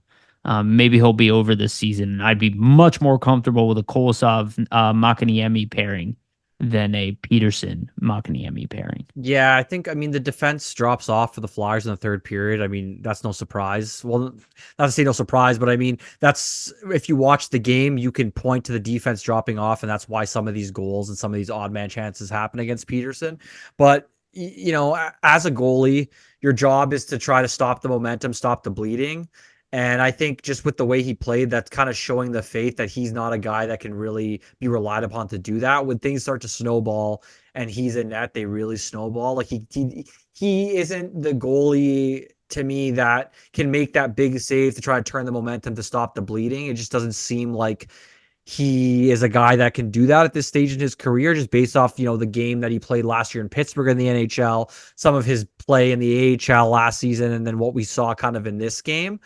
I mean, the stats speak for itself. Like, he had 12 shots against and 4 goals went in, and he had a 667 save percentage. Like, it's just not good, right? Like, that's the way to look at it. I mean, there's a couple I'm sure that he probably would like back, and he probably would have saved 9 out of 10 times, but it just doesn't bode well or really show much confidence in his skills if he can't even make those saves in a preseason bout, and he's not really facing Montreal's top of the level, top of the lineup contributors or anything. So Yeah. I just He think had one great Makanyemi, save, but yeah, he did, but I just think Makanyemi, if he continues to play the way he has in this first game throughout the preseason, he's probably locking himself into that starting AHL role most likely. yeah, I will say the Flyers played much better as a team in the first half. They hit Of the post course, yeah. several times in this game. Let's talk about Sean Couturier real quick before we get to the others. So Couturier had a goal. Why this goal was waved off beyond me. It's preseason for the refs too. They have to work on Absolutely things. dreadful call. That Terrible. was a goal. Flyers should have went up 1-0 and probably would have changed the entire outlook of the game, quite frankly. Yeah. I don't know if they would have won the game, but that definitely, Would have been a momentum changer for them in a right, positive way. they So had the goal taken away from them. They also hit the post several times. Richard hit the post. He had a pretty strong game too, at least from a puck movement. He's got a lot of energy. Definitely, I don't think he's gonna make the Flyers, but absolutely gonna be a top tier player for the Phantoms. He hit the post. What's his name? Forrester hit the post. I thought Forrester played all right, but I thought Coots. Um, there are several times where he's just moving a lot better than he was last year. I yeah, the think a lot of skating. people are, yeah, I think a lot of people are just going to scoff off that game and be like, oh, it's, because the team lost. I thought he was clear cut the best player for the Flyers. Um, and again, wasn't getting much support. Again, other guys like Lawton, Paling, they also didn't have great games. So it's a game where nobody really had a good game for the Flyers outside of a couple of the defensemen. I want to talk about that, but this was a game that was lost by the bottom half of the lineup. They got crushed. Yeah. And you can see that in the plus minuses for the defensive pairings. A I'd lot of say the lower for tier players. Couturier, I thought he looked a lot quicker. And that makes sense just based off the surgery that he had. I didn't really see too much jump out. I mean, he should have had a goal. But he looked steady. He looked like his typical Sean Couturier. Like, I don't think he's a guy that's going to be in this second preseason game kind of going all out or anything. So, just the fact that he's skating, he looks like himself. I think that's a good sign for Yeah. me. But he didn't jump off the page or anything. I thought, to be honest, the three best players for the Flyers were Brink, Zamula, Forster. That was kind of my thought process. Like, and a lot of it, I think, was just them moving the puck, the way they were kind of moving the puck with each other when they were on the ice, but also like they seemed to be the umbrella on the power play. It Yeah. was Zamula, Brink, and Forster on the power play as the umbrella. I thought they were kind of just the puck movement. They were moving the puck around well in that umbrella formation. Specifically, I mean, I already kind of talked about Brink, but I just thought he looked faster. Even in the back-to-back game, he looked faster, more assertive. For Zamula, he just looked more confident to me. Not afraid to kind of rush the puck up ice. He seemed like he was more confident in his abilities to kind of pass the puck out of his own zone, things like that. And then Forster, just similar things to last season for me standing out. Like, first of all, back checking really well, winning his board battles. Like, that was a highlight of his season last season. Like, for a rookie, the guy would win almost all board battles that he was kind of involved in, which is super impressive. And I think another offseason to get stronger, we're going to see him even become more of a beast in terms of the board battle wins, protecting the puck along the boards, being able to kind of win those battles and create offense through that. Yeah, and then just those three in general, I think were the most effective for me and impactful in terms of like Flyers from an offensive standpoint. What did you think of that trio? Well, so I want to talk about Zamul and Risto together, but just to your Brink and Forrester, like I thought they played well. Again, I think when you look at the third period, the team kind of fell off the rails. I Yeah, did think they played well to begin with. I actually am very curious to see if Forrester and Brink played together this year yeah, would be on a interesting. consistent basis. Because I was talking about Farabee moving up the lineup. That would mean Forrester probably drops. And I don't think that's necessarily a bad thing. But if he plays with Brink, that could be a really interesting like kids line. Um, with either Paling or Lawton in the middle. Maybe Ryan Paling at this point, but I'm not sure. Maybe Luchanko, which would be a crazy kids line. Yeah, right. But yeah, no, I thought Forrester had some really nice offensive plays. It's just as the game went on, everybody kind of fell off for me, so it's hard for me. I thought Coots kind of played harder in the third period. Not even played harder. I thought he was more consistent in the third period than the other forwards, is why I give him the edge. But I did think that Forrester had a couple opportunities to score a goal. And Brink playing back to back, I think he was a little bit tired in this one, but I don't think he necessarily played poorly. Again, this game was kind of lost by the bottom half of the lineup, which got crushed. Yeah, just some Uh, bad defensive plays, which we can get into yeah. as well. And so I thought Zamula played really well, and I thought Risto played really well. And it shows they're the only pairing not in the minus. They both played so Risto played almost 22 minutes. Zamula played 23 and a half minutes. They both played shorthanded time and power play time. They were the backbone of the defense, and they were just really solid. It's really good to see Risto back in the lineup. And I think Zamula, a lot of people were talking about, oh, like play Yinning, play Addard, and all these guys. It's like we talked high on Zamula after we analyzed him. We needed to see him get better to solidify himself in the NHL. But I think he's gotten to that point. Okay. So we do have some breaking news here. Oh, hit me. This is per Jamie.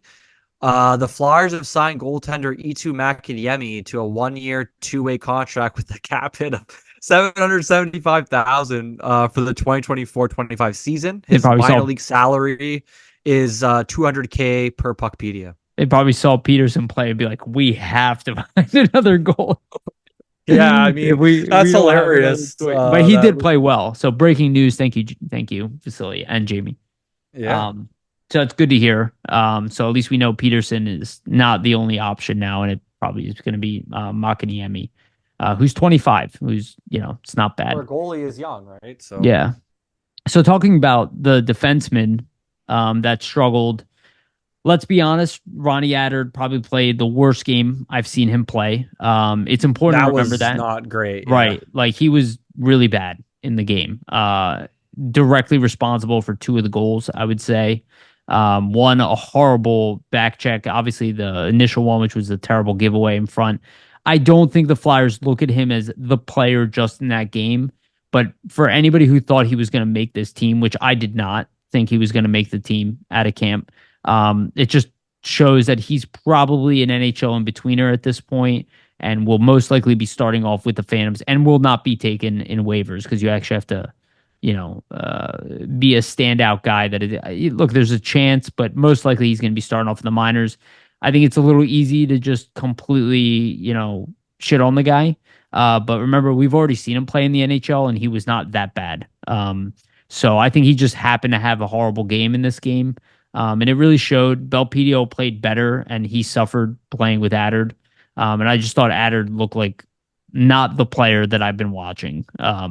He's not that bad, as bad as he played, but he played really Yeah, bad. this was probably one of the worst games I've ever seen him play, but you just have to look at the situation. Like, this is the make or break camp for his career in terms of probably, being an NHL player.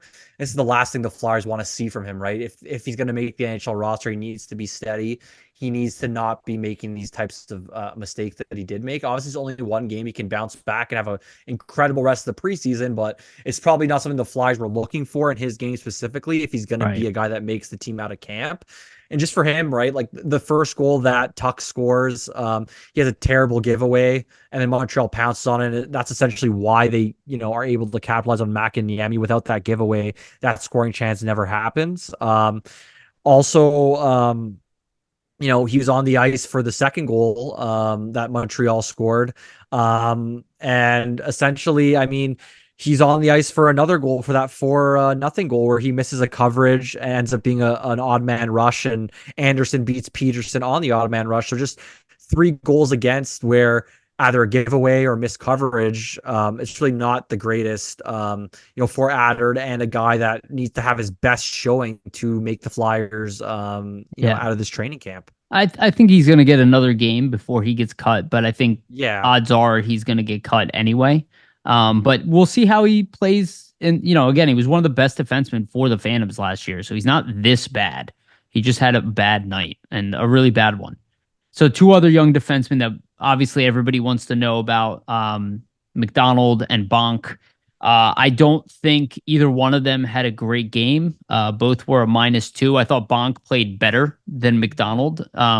It's kind of what I've been saying about McDonald, that I don't think McDonald's NHL ready. I was very suspicious of that to begin with. He's a guy who he needs time to evolve. He's a big stay-at-home defenseman, so he needs to play a perfect game and a physical game. Like, he needs to be a Nick Seeler type if he's going to be Nick Seeler's replacement, right? Like, he has to keep things real simple, get the puck out of the zone. I don't think he did everything poorly, but again, they got worked. And I thought Bonk showed that while he is a great prospect, he's still not ready to make that jump and be a great defenseman at even the AHL level. He'd just be a good defenseman at the AHL level. First game, don't want to beat up on him too much. I didn't think either one of them so much had a great game or had a horrendous game, but neither one of them played well enough to like move the needle on the fact that they'd be on the Flyers. I imagine they will both get more opportunities in camp, especially McDonald because he's going to be playing for the Phantoms. They'll probably make it a little further at camp, and I assume they'll have a better game next time. But not a great performance by them. And I already suspected Bonk was going back to juniors anyway, and not going to be playing with the Flyers. But I think it just kind of cemented that McDonald was not going to be starting with the Flyers as well, which I already was like 99% sure was not going to be the Yeah. case. Yeah. I think McDonald really needed to blow, the brass out of the water here and kind of have a great showing in every game if he was going to make it. For a Yeah. guy that's touted so highly for the defensive aspects of his game, I thought there was a lot of times where he either got out muscled and lost a board battle, or really wasn't in the right position on the ice, right? So I think for the Flyers, they're probably seeing that and saying this is a guy that might need some more AHL time, AHL seasoning, to kind of get the defensive acumen back up to where it can be and usually where it is in his game typically, right? Because it's kind of a little bit uncharacteristic of him to, lose board battles or not be that like physical guy that's kind of leaning on players and kind of winning those battles on the boards. And there's a couple battles he lost last night, which I was kind of like, okay, that's not going to bode too well for him. And the same thing with Bonk. I thought like he had some good defensive plays and some good positioning, but you can just see that he's probably a guy that might need to get a little bit stronger still, even just to kind of win those battles and not be overpowered at the NHL level. Specifically, for McDonald, I thought there was a play where he got really worked by Baraboulet out of the corner on the Habs 3-0 goal. Like Baraboulet spins off him in the corner and then sets up Heineman for the goal to to beat Peterson. So I just thought that McDonald, for him to make the team, definitely would need to be more defensively sound. I mean, like I said, it's still so early in the preseason. He could like be lights out from here on out, but just in his first showing, that defensive acumen and kind of physicality that the Flyers rave about when they talk about him, I didn't really see too much of that. Yeah. And then one last guy I wanted to mention, Yariv, was Anthony Richard.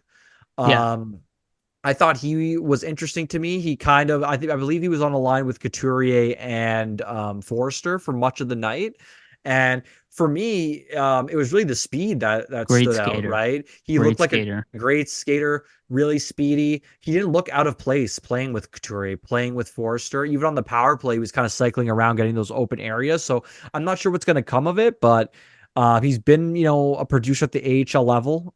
Did make, Boston's team out of camp last season, and they sent him down to Providence to the AHL. Maybe I think like 10, 15 games into the season or something like that. So I think Richard, has all the opportunity here to potentially make the team if he kind of continues this play. He'll probably need to get on the board though with some offensive production if he's going to make it. But I think it's a really good first showing for him just in terms of what he can bring. With the speed element. Yeah, no, I think so too. I thought he looks like a really intriguing player. Maybe a first call up guy, just like Abel's, where he's like a more Yeah, developed guy. He seems like he might not have enough skill to actually be like a top six forward, but maybe like that third line type of scoring type. We'll see. exactly. He's still gonna have more opportunities. He's probably one of those guys who sticks with the Flyers.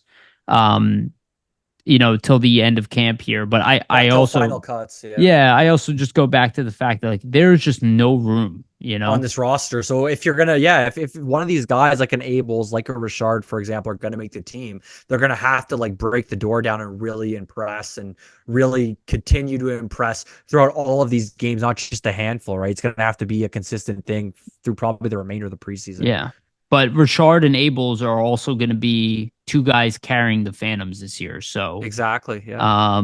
assuming that, they don't make the Flyers. But I was pleasantly surprised with Richard as well. Totally agree with you. So let's get into our second to last topic here, the Flyers power play. So, first game with Mitchkov and Drysdale on it.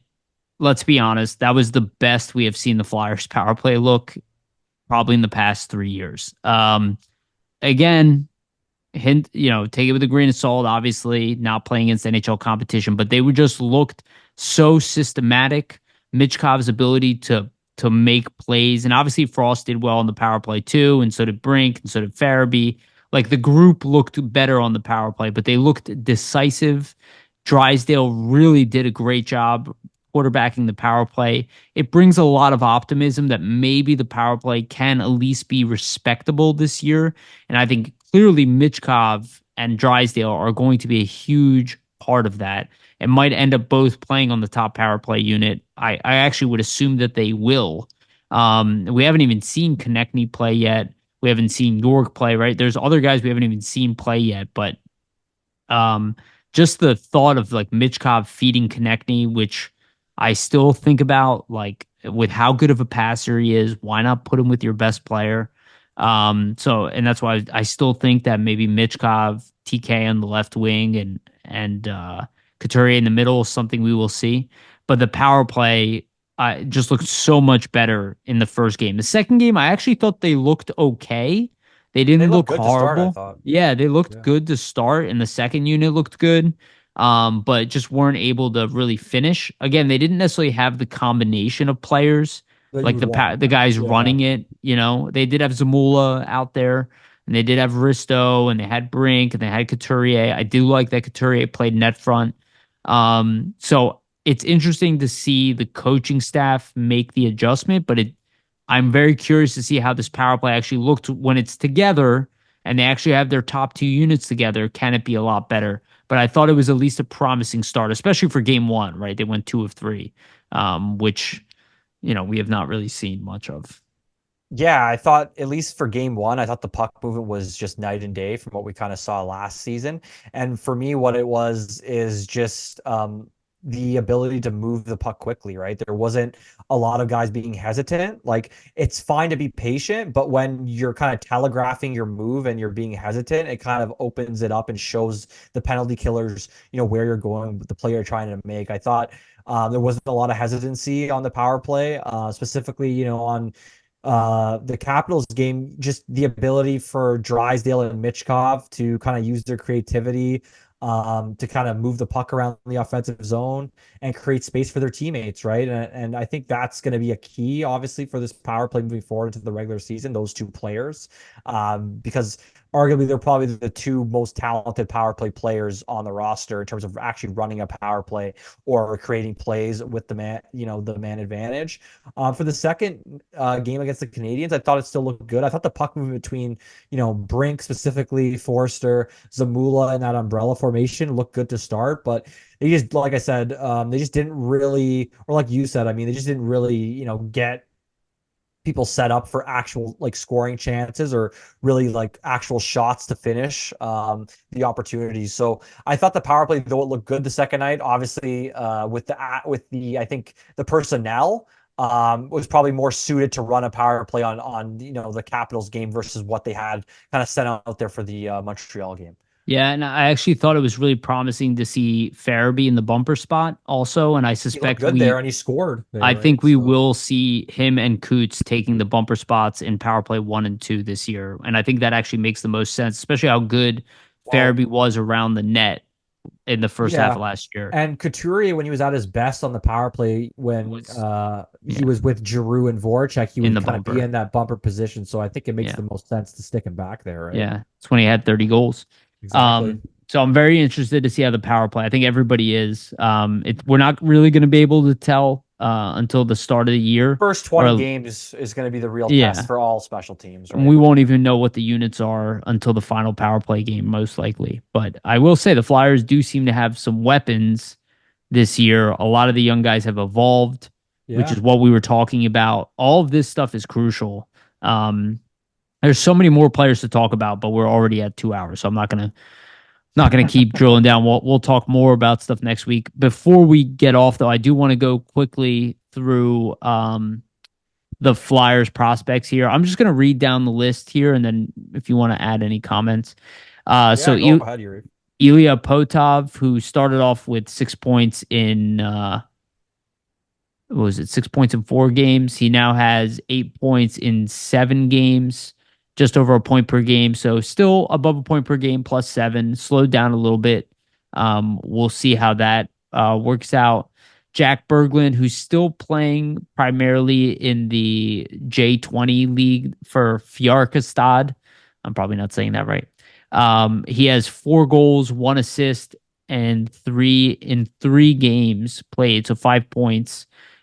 He is playing in the SHL. He played 1 game. I imagine he was just moved up. I didn't look into this prior, but obviously 4 goals in 3 games would most likely get the senior team's attention.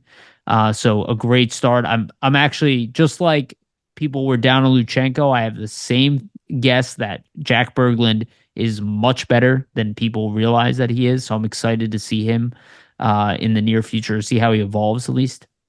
Brian Zanetti's got a goal and an assist. I don't even think he's ever going to play for the Flyers, but 2 points in 4 games. Austin Moline, he got his first year in the USHL. He's got 2 assists in 2 games, pretty good. Alex Siernik's got 1 goal in 1 game. Santeri Sulku, 1 goal in 1 game for in Mestis, and Heikki Ruhonen in the U.S. Hockey League. His first 2 games, he's got 0 points in 2 games. He's a -2 also. So a transitional period for him, but I imagine he'll get better as the season goes on, moving over to USHL. Any comments you want to make there? Yeah, it just looks like a lot of the prospects the Flyers just drafted seem to be having a strong start. So I think that's, I mean, a great thing for their development to see. It was funny, you were going through the list and like my dog is doing some crazy stuff right now that I'm watching. So He's excited. I was just like, he's just as excited for the Flyers prospects as I am. It's awesome. And also should mention, well, Matej Tomek is still under the Flyers. He's played 3 games, but he's most likely never coming over here. But he is over in Czechia. He's got really good start, 3-0, 1.67 goals against average, and a .937 save percentage. So good for him. We'll see how that evolves. Maybe one day he will come over. And then Yegor Zavragin, the Flyers, I'd argue, prize. What a start What a in the start. KHL for him. Yeah. Yeah. Only one victory so far. He's 1-2. Again, playing in the But KHL, not on a good team right now. right, So on a very bad HK Sochi team. He's got a .918 save percentage and a 288 goals against average. I think he had a did he have a shutout or was just a victory? He didn't have a shutout, right? no, no. No, yeah. But yeah, good start for Zavragin. We'll see how he evolves. Again, not on a good team, but it's good. That's a good thing in my opinion. I mean, More we watch shots, more shots for him to deal with. He's kind of dealing with shaky defenses that, right. makes a goaltender even better, kind of getting put into the fire. Obviously, it can be tough though because he's young, so if it spirals, it might not be the greatest, but to Well, be getting, consistent shots against on an every night basis, it's a good thing for a young yeah, goalie. and So, most likely he's going to be playing for Scott St. Petersburg next year. So, yeah, yeah, exactly. um, this is like his AHL time essentially. Only playing in the pros. All right, that's it from us. Anything you want to add? No, but there'll be a article paired with this, so just keep an eye out on that. It's kind of going to go into depth on some of the standout guys that we discussed in this episode. And also, as we kind of get ramped up and closer to the regular season, I'm going to have a state of the franchise article that I usually always have that's out just before the beginning of the season. And I'll have a, prediction article as well, just on what I think the Flyers can do this season. So a couple of big articles coming up for me to keep an eye on. Sounds good, man. Looking forward to it. Okay. Just want to remind everybody again to please like and subscribe to the podcast. If you listen this long, please give us a like if you liked what we did. Subscribe to the channel if you can, and hit the notification bell for notifications on when the episodes come out. And also for the audio version, go to Spotify and iTunes. Give us a follow there and a rating as well. Again, the best way to support our podcast are likes, subscriptions, and follows and ratings. And also shout out to our sponsors, Jim Steaks at 4th and South, arguably the best, or arguably one of the best, if not the best cheesesteak in Philadelphia, and Public Summit Adjusters, 215-752-0560. Again, Public Summit Adjusters, 215-752-0560. And also shout out to Sports Spider, our partner. Make sure to check out Sports Spider. The link is in the description. Go to them for all of your aggregate hockey content or sports content in general, and definitely Flyers content. We will be pinned to the top. All right. Thank you again, everybody, for listening. We love you guys. And remember, always stay